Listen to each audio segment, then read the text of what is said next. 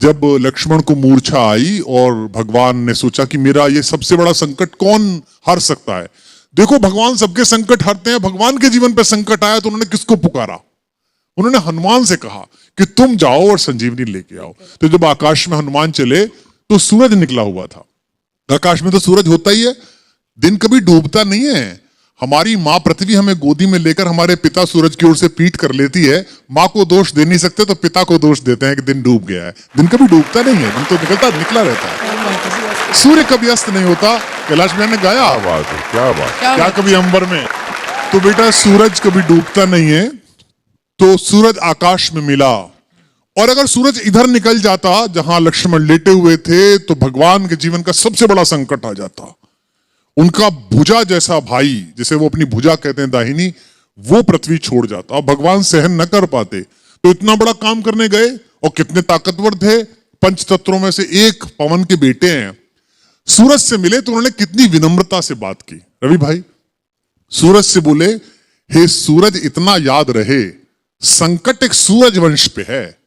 ये नहीं कहा कि मैं तुम्हारे लिए प्रार्थना कर रहा हूं, तुम्हारा ही खानदान है ना, सूर्यवंशी राम का भाई परेशान है, तुम भी सूर्य हो तो आप ही के खानदान का काम करने जा रहा हूं। विनम्रता देखना आप कितने पोलाइट हैं, है ना।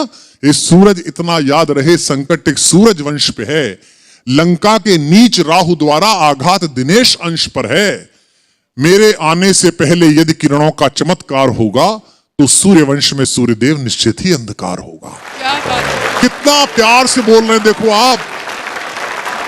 इसलिए छिपे रहना भगवान। जिसने राम के अलावा किसी को भगवान नहीं माना वो हनुमान सूर्य से कह रहे हैं, इसलिए छिपे रहना भगवान, जब तक न जड़ी पहुंचा दूं मैं, बस तभी प्रकट होना भगवान, जब संकट निशा मिटा दूं मैं। आशा है स्वल्प प्रार्थना, ये जरा सी प्रार्थना सच्चे जी से स्वीकारोगे, आतुर की अर्थ अवस्था को होकर करुणार्थ निहारोगे।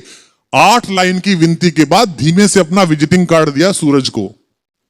शक्ति पाना, यश पाना, लेकिन विनम्र रहना।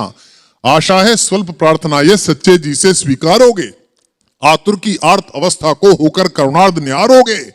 अन्यथा क्षमा करना दिनकर, अंजनी तने से पाला है, बचपन से जान रहे हो तुम हनुमत कितना मतवाला है। क्या बात है? अन्यथा क्षमा करना दिनकर, अंजनी तने से पाला है, बचपन से जान रहे हो तुम हनुमत कितना मतवाला है। और धमकी भी कैसी दी।